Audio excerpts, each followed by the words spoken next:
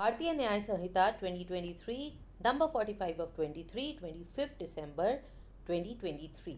तो आज की क्लास हम स्टार्ट करेंगे एक स्कूल की मस्त सी कहानी से।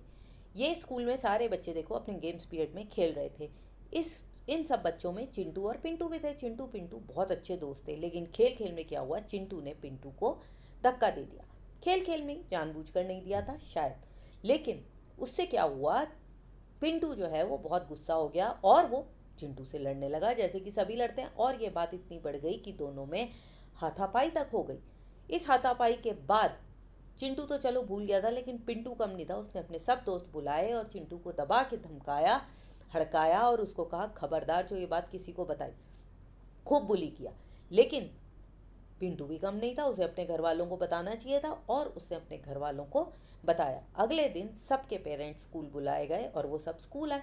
स्कूल आने के बाद वो ऑब्वियसली प्रिंसिपल सर से मिले। प्रिंसिपल ने सबकी बात सुनी। सबकी बात सुनने के बाद अब वो डिसाइड कैसे करें, तो उन्होंने अपने स्कूल की रूल बुक उठाई जो कि हर जगह ही होती है। उन रूल्स के अकॉर्डिंग ऐसा ना हो कोई फेवरेट हो, कोई किसी के साथ वो नाइंसाफ़ी कर दें। और उन्होंने सब बच्चों को बुलाकर एक मीटिंग ली, जिसको जो समझाना था, प्यार से समझाना था, डांटना था, वो सब किया और इस मामले को टेम्परेरीली रफा दफा किया। अब आप भी सोच रहे होगे आज की ये क्लास का इस सबसे क्या लेना देना, क्या आप स्कूल की क्लास सुनने बैठे हो? नहीं। तो हम अब आते हैं अपने टॉपिक पर और मैं बताती हूँ कि हम इसको क्यों डिस्कस कर रहे थे। लेकिन उससे पहले मेरे चैनल को सब्सक्राइब करना बिल्कुल मत भूलना और नोटिफिकेशन बेल भी बजा देना, क्योंकि अब भारतीय न्याय संहिता से रिलेटेड मैं धड़ाधड़ वीडियोस डालूंगी, ताकि 1 जुलाई से जो ये लागू होने वाला है उससे पहले आप सबको पता चल जाए। लेकिन ये क्यों है कि मैं बार बार ये नंबर 45 ऑफ 23 बोलती हूँ और यहाँ पर 25 दिसंबर। तो चलो अब जानते हैं। पहले ये भारतीय न्याय संहिता क्या है। ये एक नया लॉ आने वाला है, एक्ट। ये एक्ट जो है किस लिए है, ये है एक क्रिमिनल लॉ। और ये क्रिमिनल लॉ जो आया है इसका नंबर क्या है, 45। जब भी कोई लॉ आता है या कोई एक्ट पास होता है तो उसको एक नंबर देते हैं। तो ये 23 क्या है, ये बताता है कि ये 23 ईयर में आया था। और हर एक्ट का एक नंबर होता है। जब ये बिल था तो बिल का अलग नंबर था, और एक्ट बन गया है तो एक्ट का अलग नंबर है। तो इस एक्ट का क्या नंबर है, 45। तो ये एक्ट नंबर 45 ईयर 2023। और ये पास कब हुआ था, 25 दिसंबर 2023 को। और क्योंकि ये 25 दिसंबर 2023 को पास हुआ था, इसलिए मैंने यहाँ पर ये दोनों डेट्स लिख दिए हैं, आप भूल मत जाओ। क्लियर? तो यहाँ तक आप सबको समझ आ गया। अब हम चलते हैं इसके आगे। अब कुछ हमारे मैं अलग अलग वीडियोस लाऊंगी और उनमें हम आईपीसी से जो अब बीएनएस बनाए इनकी डिटेल्स को स्टडी करेंगे। और इन वीडियोस के बाद मेरा क्या ऑब्जेक्टिव है, आप क्या क्या समझ पाओ। पहले वीडियो में हम डिस्कस करेंगे ओवरव्यू ऑफ भारतीय न्याय संहिता। सेकंड में हम करेंगे कंपैरिजन ऑफ आईपीसी 1860 और बीएनएस को। तीसरे वीडियो में हम करेंगे चैप्टर वाइज एनालिसिस आईपीसी और बीएनएस का। और ये ध्यान रखना कि हम जब भी ये सारी चीज़ें करेंगे ना, तो ये सारी हम जो है माइंड मैप्स और टेबल्स के साथ करेंगे। आप एक काम करो अपना, कि जैसे जैसे माइंड मैप्स और टेबल्स आएँ आप अपनी कॉपी और पेंसिल साथ में लेके बैठो, स्क्रीनशॉट्स लेते जाओ, और इसी से आपके अपने प्रॉपर नोट्स भी तैयार हो सकते हैं। क्लियर? तो सिर्फ सुनना मत, इनको साथ में नोट करते जाना, आपके सारे नोट्स बन जाएंगे। तो कंपैरेटिव चैप्टर वाइज एनालिसिस होगा आईपीसी और बीएनएस का। और उसके बाद अगला जो हमारा वीडियो आएगा उसमें हम करेंगे कंपैरेटिव सेक्शन वाइज एनालिसिस। तो यहाँ चैप्टर वाइज एनालिसिस भी हो जाएगा और सेक्शन वाइज भी। सेक्शन वाइज में बहुत सारे सेक्शंस हैं तो उसमें थोड़ा सा टाइम लगेगा। और हम आईपीसी और बीएनएस को आगे चल के दोनों साथ साथ करेंगे। लेकिन अभी जो नए हैं या पुराने, अभी आप ये सोचो कि आप आईपीसी से आपको कोई लेना देना नहीं है। अभी हम सिर्फ कॉन्सेंट्रेट करेंगे किस पर, बीएनएस पर। तो बीएनएस इसका फुल फॉर्म क्या है, भारतीय न्याय संहिता। ठीक है, ये तो हम सब ने देख लिया। इसका फुल फॉर्म है भारतीय न्याय संहिता। और इसका एक्ट नंबर, जैसा कि मैंने आपको अभी बताया था, इसका एक्ट नंबर क्या है, 45 ऑफ 2023। मतलब इस एक्ट का नंबर था 45। जब भी कोई बिल आता है या एक्ट आता है तो उसको हम नंबर करते हैं। जो पहले आया वो 1, जो बाद में आया वो 2, जो उसके बाद आया वो 3। तो इस तरह से ये 45th है। और किस साल में आया था ये, 2023। अब यहाँ पर हम देख रहे हैं इसका टेरिटोरियल एक्सटेंट। टेरिटोरियल एक्सटेंट क्यों, क्योंकि पहले बहुत सारे आपने एक्ट्स पढ़े होंगे, लॉज पढ़े होंगे जो कि कश्मीर में नहीं लागू होते या अलग अलग स्टेट्स में लागू नहीं होते, लेकिन अब जब से कश्मीर हमारा पार्ट हो गया, 370 हट गया है, तब से भारतीय न्याय संहिता जो है पूरी इंडिया में लागू होगा। ये जो है, ये कुछ डेट्स ऐसी हैं जो आप याद कर सकते हो। ये लोकसभा से पास हुआ था 20 दिसंबर 2023 को, राज्यसभा से पास हुआ था 21 दिसंबर 2023 को, और फाइनली प्रेसिडेंट ने इसे जब पास किया तो प्रेसिडेंट के पास होने के बाद क्या होता है, कोई भी बिल जो है वो एक्ट बन जाता है। तो ये बिल जो है प्रेसिडेंट ने पास किया था 25 दिसंबर 2023 को, इसलिए ये एक्ट बना है 25 दिसंबर 2023। यहाँ तक सब क्लियर है। अब यहाँ पर ये भी एक बार और देख लेते हैं कि इसने किसको रिप्लेस किया है। आईपीसी। आईपीसी क्या था? इंडियन पीनल कोड, जो कि कब आया था? 1860 में। लेकिन हम अभी क्या करेंगे, आईपीसी को छोड़ते हैं। अभी हम सिर्फ एक ओवरव्यू ले रहे हैं कि आखिर भारतीय न्याय संहिता है क्या। ओके, तो अब आगे चलते हैं। अब ये जो है, क्यों अब मैं कवर कर रही हूँ, क्यों इम्पोर्टेंट है, क्योंकि 1 जुलाई 2024 से ये लागू होने वाला है। 1 जुलाई में बिल्कुल टाइम नहीं है, तो हम सबको as citizens of India, as students of law, as practicing lawyers, हम सबको पता होना चाहिए भारतीय न्याय संहिता क्या है। ये सभी के लिए होना चाहिए। तो सबसे पहले एट अ ग्लांस हम ये देखते हैं भारतीय न्याय संहिता क्या है, इसने किसको रिप्लेस किया है, और क्या क्या बेसिक डिफरेंसेस आए हैं, कौन से डिफरेंसेस हैं, क्या क्या हटा है और क्या क्या बाद नया आया है, इसको हम बाद में देखेंगे। सबसे पहले भारतीय न्याय संहिता, ये कौन से ईयर में आया? 2023। इसमें कितने चैप्टर्स हैं? इसमें 20 चैप्टर्स हैं। आईपीसी में कितने चैप्टर्स थे वो हम यहाँ पर ले नहीं रहे, लेकिन क्या आप मुझे बता सकते हो कितने चैप्टर्स थे? मेरे को कमेंट बॉक्स में बताना कितने चैप्टर्स थे और उसमें कितने एडिशंस हुए थे। आईपीसी पे भी तो एडिशंस हुए थे ना। अब ये आया है 2023, क्या आप ये भी बता सकते हो आईपीसी किस साल में आया था? बता सकते हो तो कमेंट बॉक्स में बताना। अब हम आते हैं सेक्शंस। इसमें टोटल 356 सेक्शंस हैं। जब फर्स्ट बिल पास हुआ था तो उसमें 358 सेक्शंस थे, लेकिन अब जो फाइनल एक्ट आया है उसमें कितने सेक्शंस हैं? 356। तो आप ध्यान रखना इसमें कितने सेक्शंस हैं? 356। अभी आईपीसी को प्लीज़ छोड़ दो, मेरे को पता है आपको याद आ रहा होगा कि आईपीसी में 511 थे, अभी मत लो। अभी भारतीय न्याय संहिता पे कॉन्सेंट्रेट करो, अब आगे आपको यही करना है, ठीक है। अगर आप आईपीसी से कंपेयर कर ही रहे हो, जो पुराने लोग हैं, तो इसमें जो है 175 ऐसे प्रोविजंस हैं जो नए आए, रिवाइज हुए। कितने? 175, छोटा नंबर नहीं है 175 का। नए सेक्शंस इसमें कितने डाले गए हैं? 8 नए सेक्शंस हैं। डिलीट कितने किए गए हैं? 20 सेक्शंस डिलीट किए गए हैं। ज़्यादातर ये 20 सेक्शंस वो हैं या तो सुप्रीम कोर्ट ने उनको पहले ही हटा दिया था, रिडंडेंट हो गए थे, ज़्यादा यूज़ नहीं हो रहे हैं, ऐसे सेक्शंस को फाइनली डिलीट कर दिया गया है।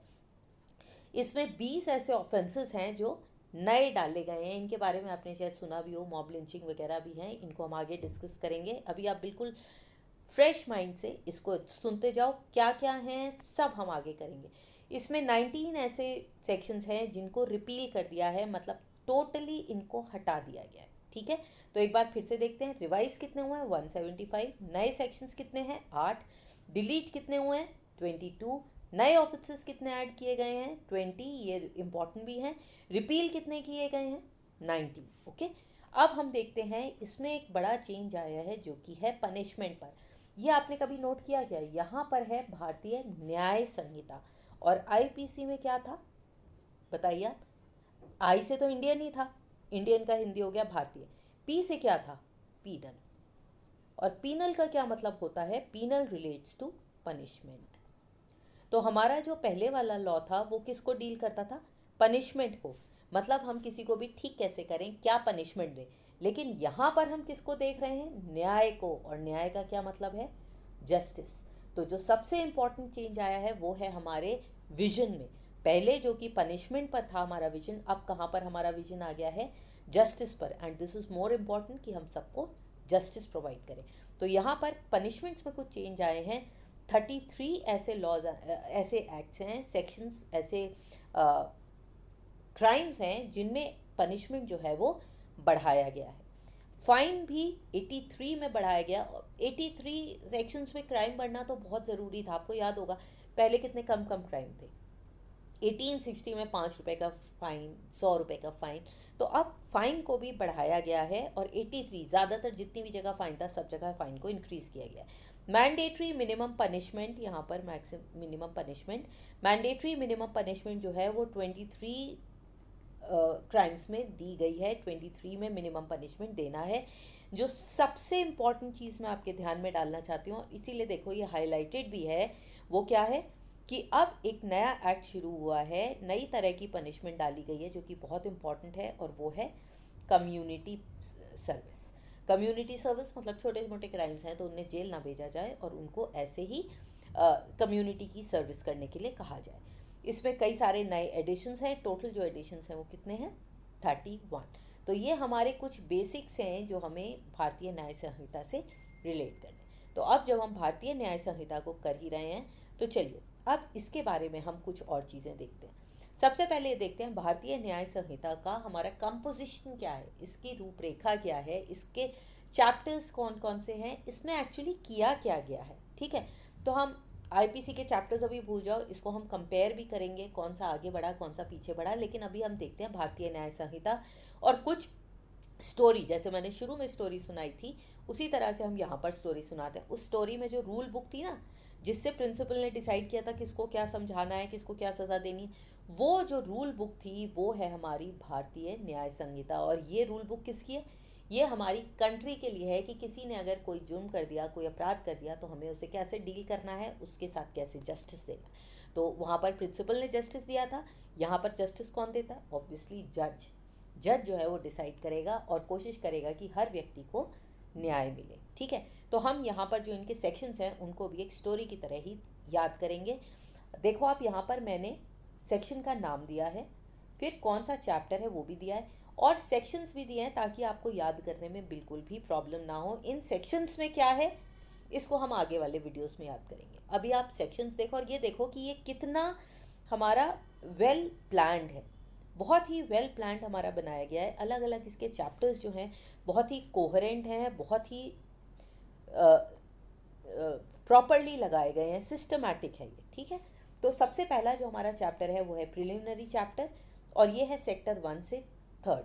आपने देखा ही होगा हमारे जो अवार्ड डिस्ट्रीब्यूशन होता है उसमें फर्स्ट सेकंड थर्ड प्राइज होता है ना, तो इसी से आप याद कर लो जो हमारा फर्स्ट चैप्टर है वो कहता है फर्स्ट सेकंड और थर्ड। जो हमारा सेकंड चैप्टर है वो है पनिशमेंट्स का। ठीक है, तो प्रिलिमिनरी के बाद अभी हम पहले नाम देख लेते हैं, उसके बाद मैं आपको रिवाइज या स्टोरी जो बनेगी वो बाद में बताती हूँ। तो सबसे पहला हमारा चैप्टर है प्रिलिमिनरी।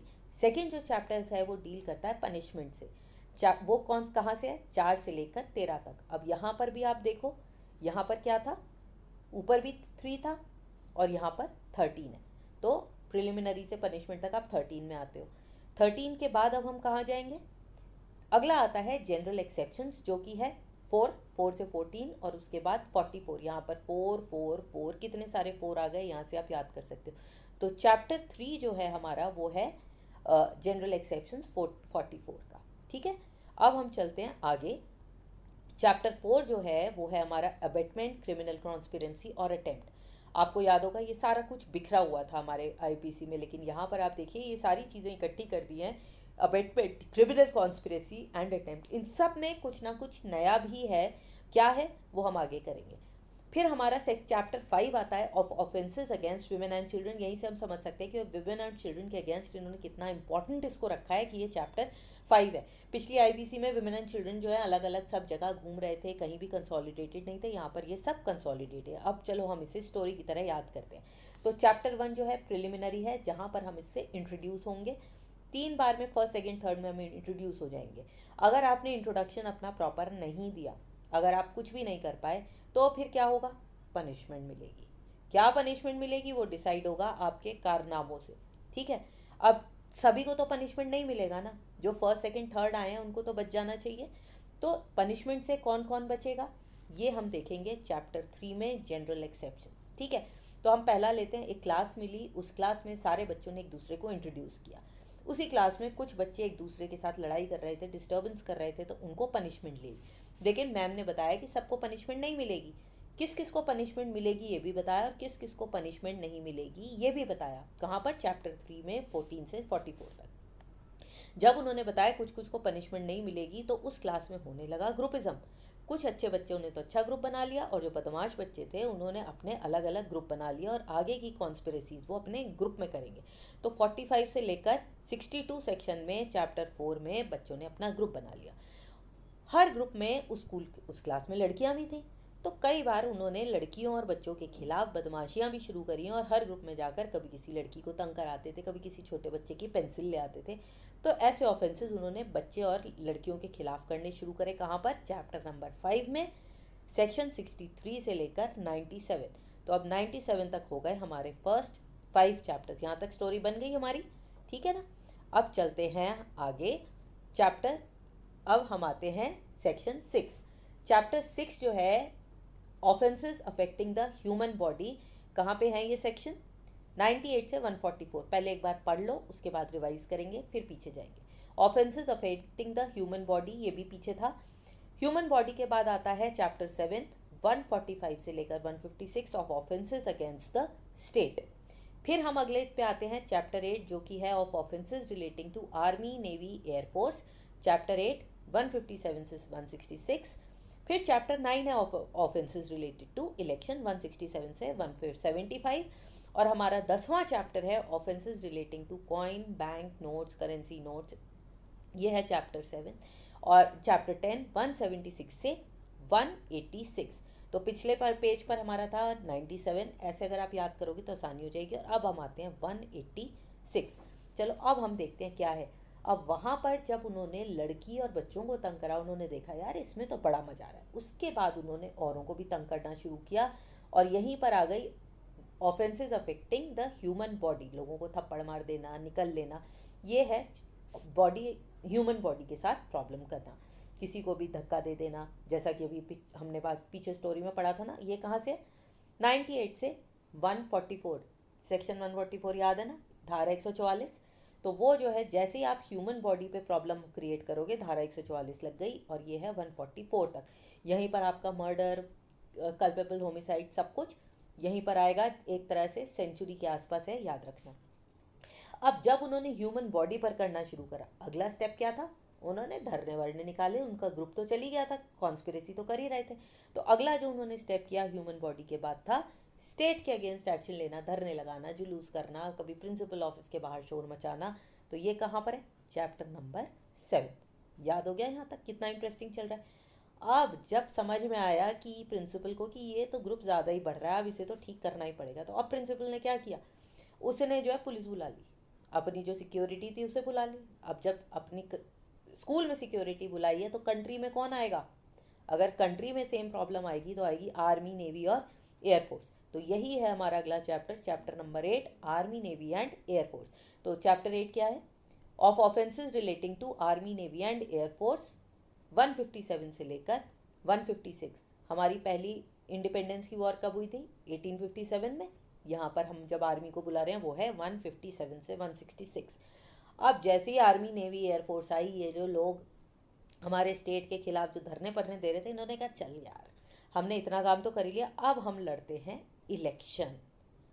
नेता बनना तो सबसे अच्छा काम है, आर्मी, नेवी, एयरफोर्स हमारा क्या बिगाड़ लेगी। तो चैप्टर 9 में क्या हुआ? उन्होंने इलेक्शन लड़ने की तैयारी करी और 175, स्कोर देखो कितना अच्छा हो गया, 175 तक उन्होंने डिसाइड कर लिया अब तो हम इलेक्शन लड़ेंगे।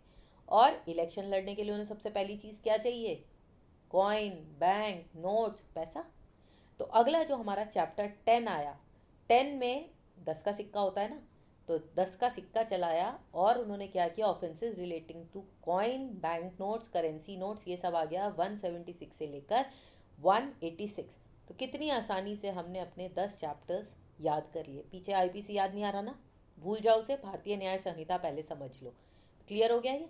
अब हम चलते हैं अपने अगले चैप्टर पर, जो कि है चैप्टर 11। अब तो सब कुछ हो गया, इलेक्शन भी लड़ लिया, पैसे भी आ गए, अब आखिर क्या बचता है? अब आता है चैप्टर 11 में of offences against public tranquillity. कर रहे हैं अभी, आगे करते हैं हम, पहले देख लेते हैं। यह है 187 सेक्शन से 195 सेक्शन तक। फिर आते हैं ऑफ ऑफेंसेस बाय और relating to public servants, chapter 12 196 से लेकर 203। फिर हम आते हैं चैप्टर 13 पर, जो कि है of contempt of lawful authority of public servants, 204 section से लेकर 224 तक। और चैप्टर 13 क्या कहता है? Of false evidence and offences against public justice, जो कि है 225 से 267 तक। और चैप्टर 15 ये है 265 से लेकर 295, बस ट्रिपल सेंचुरी से 5 कम। हम हैं भी देखो थर्ड वाले पेज पर। Clear? Of offences affecting the public health, safety, convenience, decency and models, government stamps, ये सब कुछ आता है हमारा चैप्टर 15 में। अब चलो हम अपनी स्टोरी को बढ़ाते हैं आगे। उन्होंने इलेक्शन भी लड़ लिए थे, पैसे भी ले आए। अब उस पैसे से उन्होंने क्या करा साहब, रैली करेंगे, पब्लिक ट्रैंक्विलिटी को डिस्टर्ब करेंगे, शोर मचाएंगे, और तब फिर वो किस में पकड़े जाएंगे? चैप्टर 11 में पकड़े जाएंगे, जो कि है offences against the public tranquillity. ये है 187 सेक्शन से लेकर 195 सेक्शन तक। तो डबल सेंचुरी जब लगी तो उन्होंने पब्लिक ट्रैंक्विलिटी के बाद उसको संभालने कौन आता है? फ़ोन किसको होता है? सबसे पहले फ़ोन कर देते हैं डीएम को। भाई यहाँ धरना चल रहा है, यहाँ हंगामा हो रहा है, तो डीएम आएगा।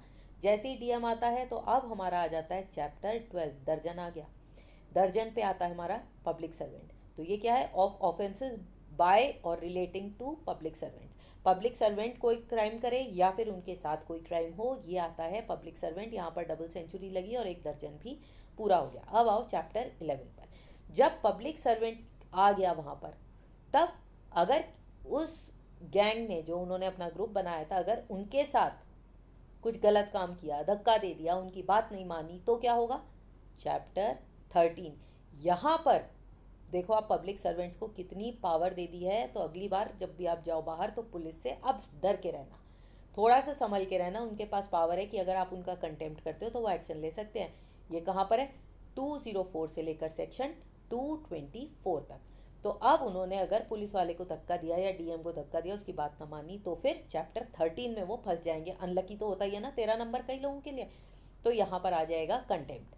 फिर अगर उन्होंने उसे पकड़ लिया कि मेरे साथ तूने बदतमीजी की, चल तेरे को बताता हूँ, तो यहाँ पर अब वो क्या ढूंढेंगे? अब वो ढूंढेंगे कोई फॉल्स एविडेंस मिल जाए, कोई मेरा दोस्त तैयार हो जाए जो कह दे इन्होंने कुछ नहीं किया, नकली एविडेंस ढूंढेंगे।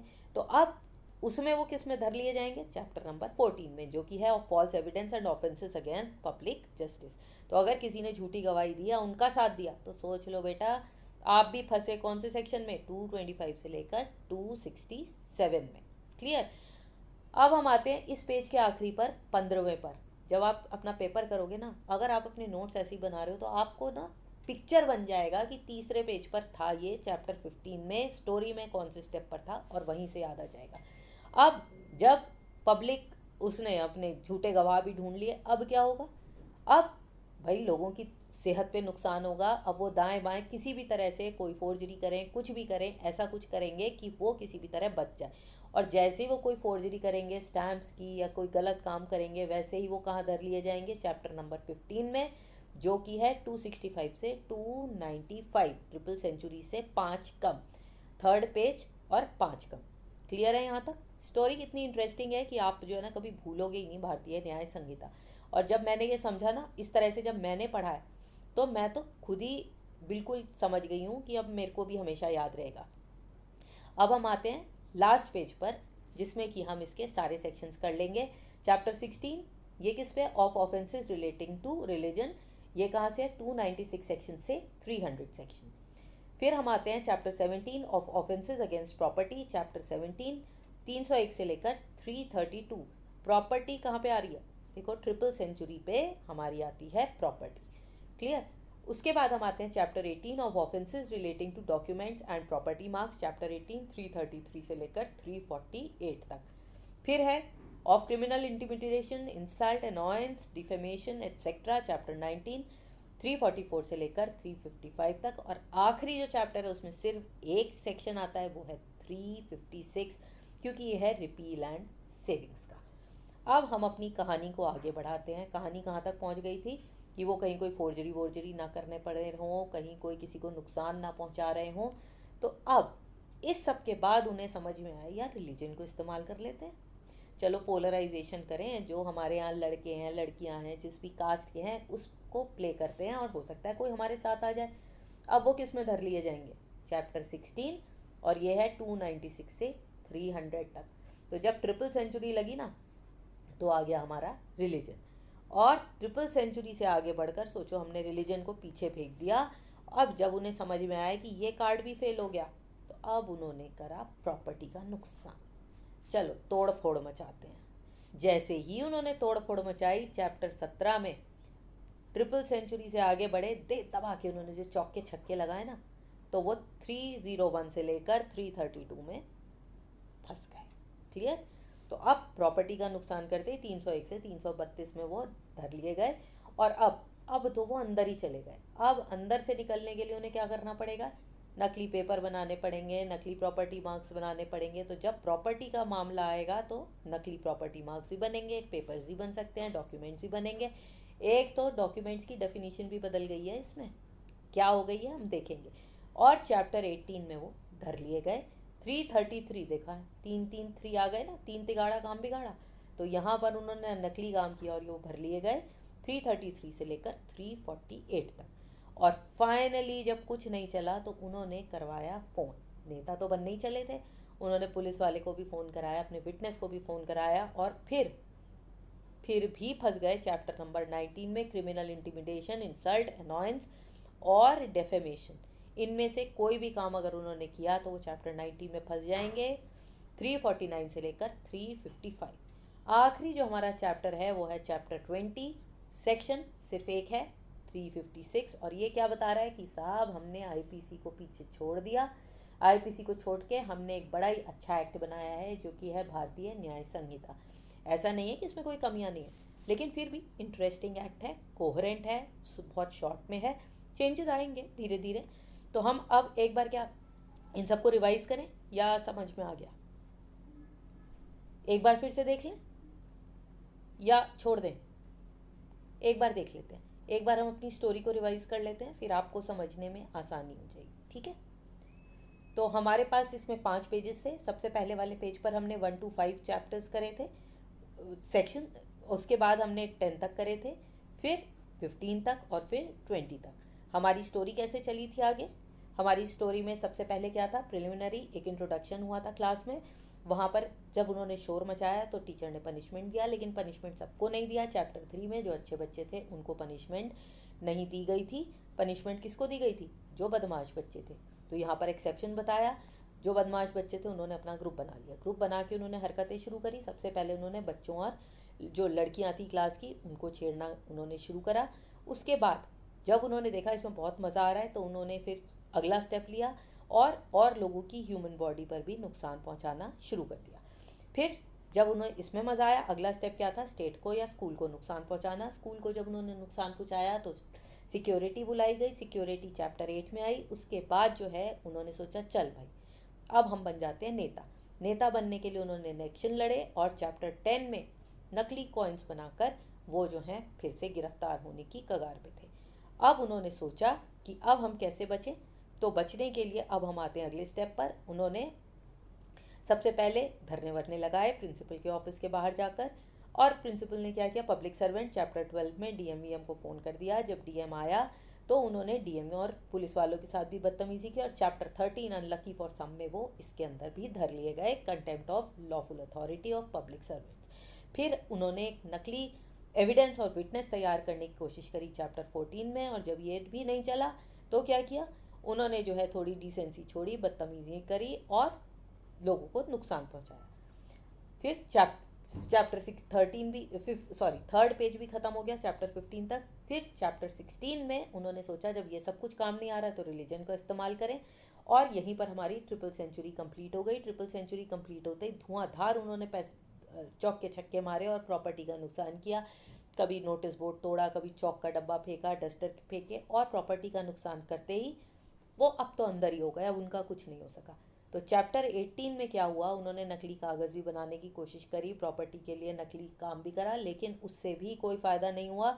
बल्कि डराने धमकाने के जुर्म में एक और धारा उन पर लग गई चैप्टर नंबर 19 में। तो एक तरह से सारे काम पूरे होने के बाद आखिरी हमारे पास चैप्टर आया रिपील एंड सेविंग, जिसमें हमने बताया कि जो पुराने नियम थे ना अब वो आउट ऑफ फैशन हो गए हैं। अब हमें नए नियम फॉलो करने हैं जो कि है भारतीय न्याय संहिता। तो स्टोरी फॉर्म में मज़ा आया? मज़ा तो आया होगा और आप इसे कभी भूलोगे भी नहीं। अब हम देखते हैं कि इसमें क्या क्या अच्छाइयाँ हैं और क्या क्या बुराइयाँ। तो थोड़ा सा तो आपने देखा ही होगा। सबसे पहली अच्छाई तो आपको ये दिखी गई होगी कि ये बहुत अच्छे से कंपाइल्ड है, सिस्टमैटिक है, ब्रीफ है, क्लियर है, यूनिफॉर्मिटी है इसमें। यूनिफॉर्मिटी ये मैं बता देती हूँ। यूनिफॉर्मिटी का जब हम बात करते हैं तो इसमें टर्म्स की डेफिनेशन बिल्कुल क्लियर है। जैसे जेंडर न्यूट्रल है, इसमें मेल फीमेल ही नहीं है, इसमें ट्रांसजेंडर भी है। तो ज़्यादातर इसमें मेल फीमेल की बात अगर कहीं पर भी ही शी आएगा तो वो इन तीनों को काउंट करता है, ठीक है। उसी की तरह यहाँ पर मेंटल इलनेस, पहले जो है अनसाउंड माइंड्स वगैरह होते थे, तो ये वर्ड्स ल्यूनाटिक, अनसाउंड माइंड्स, ये सारे वर्ड्स हटाकर इन्होंने क्या किया है, सिर्फ यहाँ पर मेंटल इलनेस डाल दिया। और चाइल्ड की भी एज वेज छोड़ दिया, जो भी 18 ईयर्स से कम का जन, सॉरी साइन मैंने गलत लगा दिया है, जो भी 18 ईयर्स से बड़ा, जो छोटा जना है, उसको हम चाइल्ड में मानते हैं। तो ये डेफिनेशन एकदम क्लियर है। उसके बाद अगला इसका पॉजिटिव क्या आता है कि use of technology and bringing it within the ambit of penal. तो इसमें टेक्नोलॉजी को कैसे यूज़ किया, अभी मैंने आपको पीछे बताया था, डॉक्यूमेंट्स की डेफिनेशन हटाइए। एक एग्जांपल दे देती हूँ कि डॉक्यूमेंट्स में अब टेक्नोलॉजी भी आ जाएगी। टेक्नोलॉजी कैसे, ईमेल वगैरह जो भी हमारा डिजिटल डॉक्यूमेंट्स हैं, रिकॉर्डिंग्स हैं, वो सारी की सारी टेक्नोलॉजी जो है अब वो हमारे बीएनएस में शामिल हो गई है, ठीक है। अगला हमारा इसका क्या पॉजिटिव है कि इंट्रोडक्शन ऑफ कम्युनिटी सर्विस। अभी जो मैंने आपको बताया कम्युनिटी सर्विस में क्या हो सकता है, वो कभी ट्रैफिक पुलिस अगर ट्रैफिक नियम छोड़ा है तो आपको वहाँ पे भेज सकते हैं, कभी सफाई के लिए भेज सकते हैं, कुछ भी आपको जो भी जज प्रिस्क्राइब करे वो कम्युनिटी सर्विस होगी। उसके भी अलग अलग रूल्स हैं, 6 प्रॉब्लम्स के लिए, उसको 6 क्राइम्स के लिए, वो हम आपके बताएंगे आपको। फिर डिलीशन ऑफ सेडेशन, ये एक बहुत बड़ा काम हुआ है। ये सिडेशन का क्लॉज जो है वो हटा दिया गया है, इससे कि we have broken away from colonial origins. तो जो ब्रिटिश ने हम पे कंट्रोल करने के लिए सिडेशन का लॉ लगाया था, इसको हटा दिया है। लेकिन इसका एक नुकसान भी है, वो मैं आगे बताऊंगी। और एक और चीज़ बहुत अच्छी इन्होंने की है कि अटेम्प्ट टू सुइसाइड हटा दिया है। अटेम्प्ट टू सुइसाइड हटा दिया है, अडल्ट्री हटाया है 497, और अननेचुरल सेक्स, ये सारे हटा दिए। इनको हटा तो दिया, लेकिन इनकी जगह कुछ और नहीं लाए हैं, तो इसमें भी अभी कुछ कमियां हैं जो कि हम नेगेटिव्स में पढ़ लेंगे। एक और बहुत अच्छा काम हुआ है प्रॉपर्टी में, अब इनटैंजिबल प्रॉपर्टी भी आ गई, जैसे कॉपीराइट्स वगैरह हैं, अब वो भी प्रॉपर्टी में ही आ जाते हैं, जो कि पहले नहीं था। ऑर्गेनाइज क्राइम और पेटी क्राइम्स, इनको भी इंक्लूड किया है। ऑर्गेनाइज क्राइम जैसे टेररिज्म हो गया, मॉम लिंचिंग और स्नैचिंग, इन सबको भी इंक्लूड किया गया है। और इसके साथ साथ अनकॉन्स्टिट्यूशनल और रिडंडेंट सेक्शंस, जैसे कि अभी मैंने पीछे कहा, जो कि कॉन्स्टिट्यूशन में हटा दिए गए थे। कॉन्स्टिट्यूशन ने जैसे 377 ही पहले रिवोक कर दिया था, तो इन सबको अब प्रॉपरली रिमूव कर दिया गया है। तो ये तो कुछ इसके पॉजिटिव्स हैं। तो बीएनएस के अपने पॉजिटिव्स और नेगेटिव्स दोनों हैं, जैसे कि हर कितना स्टैचूट के होते हैं, लेकिन अभी ये स्क्रूटनाइज होगा, इसमें भी अमेंडमेंट्स होंगे, सुप्रीम कोर्ट के अपने नियम आएंगे, प्रेसिडेंट सेट होंगे, और हम उससे भी आगे बढ़ेंगे। लेकिन इसमें अभी कुछ और चीज़ें थी जो इंक्लूड की जा सकती थी, टाइम के साथ वो भी सारी आएंगी, जो हमारे नज़र से हमें जो लग रही हैं और जो मैंने अभी तक पढ़ा है उससे मेरे को समझ में आई। उनमें से कुछ ये हैं कि नो गाइडलाइंस और parameters to decide the manner and term of community service. Community service पर आपने पनिशमेंट तो डाल दिया, लेकिन उसकी डिटेल्स कब देनी है, कितनी देनी है, क्या होगा, इसकी डिटेल्स अभी नहीं आई है। शायद ये जजेस अपने आप थोड़ा करेंगे तो क्लैरिटी आ जाएगी। कुछ ऑफेंसेस ऐसे हैं जिनको डीक्रिमिनलाइज किया जा सकता था और उनको सिविल क्राइम बनाया जा सकता था, जिससे कि हमारे क्रिमिनल कोर्ट्स पर प्रेशर कम पड़ता। जैसे जैसे डेफेमेशन, इसको एक सिविल सूट भी बनाया जा सकता था, तो कोर्ट्स का टाइम बच जाता। उसके अलावा कुछ ऐसे नॉन प्रोडक्टिव और नॉन ट्रायल इश्यूज हैं, जैसे इकोनॉमिक ऑफेंसेस हैं, जिनको कि आप क्रिमिनल लाइन से हटाकर कोई ऑल्टरनेटिव तरीके, कोई और रेजोल्यूशन के तरीके लाए जा सकते थे, जिससे कि कोर्ट्स पर इकोनॉमिक ऑफेंसेस का लोड थोड़ा सा कम हो जाता। फिर ओवरलैप विद स्पेशल लॉज, यहाँ पर मैंने आपको क्या बताया, ऑर्गेनाइज क्राइम में टेररिज्म भी डाल दिया गया है। तो इस तरह के कुछ ऐसे जो हैं ये ओवरलैप कर रहे हैं। यूएपीए से लिया गया है, इसमें मकोका से लिया गया है, गुजरात का सीटीओसीए, इन सब से यहाँ पर लिया गया है। तो कुछ जगह पर ये ओवरलैप भी करेंगे कि सेंटर का है या स्टेट का है, कहाँ पर करें। तो जहाँ पे ओवरलैपिंग होगा शुरू शुरू में, तो एटलीस्ट वहाँ पर थोड़ा कन्फ्यूजन होना जायज़ है, और अभी बहुत सारी इस पर क्लैरिटी नहीं आई है, बट वी एक्सपेक्ट कर रहे हैं कि आने वाली होगी और क्लैरिटी आएगी भी जैसे जैसे डिसीजंस होंगे। कुछ तो इसमें और भी प्रॉब्लम्स आएंगी कि जो जून के सेशन है उसको जुलाई में, अगर वो 1 जुलाई तक कंटिन्यू कर रहा है, क्या करें, ये भी हम बाद में भी डिस्कस करेंगे। इन्होंने सेक्शन 377 जो भी मैंने पीछे बताया हटा दिया है आईपीसी का, तो ये तो बहुत ही अच्छा हुआ। लेकिन जो इनकी कम्युनिटी है उसके बारे में कोई ज़्यादा इसको एड्रेस नहीं किया है। तो अगर रेप होता है तो वो अभी यहाँ पर सिर्फ फीमेल्स का दिया गया है। तो इस अगर क्राइटेरिया में अगर ट्रांसजेंडर्स आते हैं तो उनको यहाँ पर ना लेकर ह्यूमन बॉडी वाले सेक्शन में लिया जाएगा। और ये एक हमें यहाँ पर ज़रूर ध्यान देने की ज़रूरत है कि उनके लिए कुछ अभी जल्दी किया जा सके। उसके बाद एक है जुडिशल इंफ्रास्ट्रक्चर। यहाँ पर हमने डिजिटल हम डॉक्यूमेंट्स भी लेंगे, बहुत सारी चीज़ों को हम ऑडियो विजुअली भी रिकॉर्ड करेंगे, लेकिन क्या हमारे पास इतना इंफ्रास्ट्रक्चर, इतने पर्सनल है? क्या ये पॉसिबल हो पाएगा? हमें अपनी मशीनरी को आगे बहुत बढ़ाना पड़ेगा। इट्स अ चैलेंज, देखते हैं आगे क्या होता है। एक और जो पॉइंट समझ में आ रहा है वो ये है कि बच्चों के लिए जो एक्सेप्शंस हैं उसमें 7 साल की एज रखी गई है, जबकि यूनाइटेड नेशन भी कहता है कि ये एज जो है 12 ईयर्स होनी चाहिए। तो यहाँ पर अगर हम चाहें तो हम सोच सकते हैं, हालांकि बहुत ज़रूरी, हम ये इसमें बहुत कन्फ्यूजन है क्योंकि आजकल तो छोटे छोटे बच्चे भी क्राइम कर रहे हैं, तो it is a debatable issue, but इस पे भी ध्यान दिया जा सकता था। तो लास्ट जो मैं एक इसमें ये भी आपको अभी क्लॉज आएगा, फॉल्स प्रॉमिस ऑफ मैरिज। मतलब अगर मैंने अपनी गलत आइडेंटिटी बता के शादी कर ली है किसी से, किसी को इस झांसे में फंसा लिया है और शादी नहीं कर रहा हूँ, सॉरी शादी नहीं किया, लेकिन उसको वादा देकर उससे सेक्सुअल इंटरकोर्स या सेक्सुअल फेवर्स मांगे हैं, तो ये भी एक क्लॉज हुआ है। तो यहाँ पर थोड़ा सा कन्फ्यूजन हो सकता है कि ये प्रूफ कैसे किया जाएगा कि फॉल्स मैरिज था या नहीं। इसको प्रूफ करना थोड़ा सा कोर्ट ऑफ लॉ में थोड़ा सा प्रॉब्लम हो सकता है। तो एक ओवरव्यू तो आपको मिल ही गया होगा। अब ये डिफरेंसेस बिटवीन आईपीसी और बीएनएस, ये सारा कुछ हम टैबुलेटेड फॉर्म में करेंगे, सारा कुछ मेरे पास रेडी है, लेकिन इसको हम लेंगे अगली क्लास में, अगले में, क्योंकि बहुत लंबा हो गया। अभी आप पहले इसको चैप्टर्स को याद करो, और जो मैंने स्टोरी बताई है ना उसको अच्छे से दिमाग में बिठाकर, ये 20 सेक्शंस तो आपको 20 चैप्टर्स तो याद ही हो जाएंगे। तो जो हमारे अब जो 3 नए लॉज आए हैं उसमें अभी हमने एक ही करा है, उनके उसका पूरा हमारा एम क्या है कि सभी लोगों को उनके राइट्स प्रोटेक्ट हो सके, इंडियन सिटीजन्स के, जो कॉन्स्टिट्यूशन ने दिया है। और हमारा सबसे बड़ा इसमें एम क्या है कि पनिशमेंट ना मिले, पनिशमेंट की जगह क्या मिलना चाहिए, justice. Okay, so this is the whole aim behind the act. और आई होप कि आपको ये क्लियर हो गया होगा, और अगर अच्छा लगा हो तो don't forget to like, comment and subscribe. If you have any questions you can ask and I will try to clear it. Thank you for watching. Don't forget to press the notification bell and see you in the next video जिसमें हम आगे compare करेंगे. Thank you.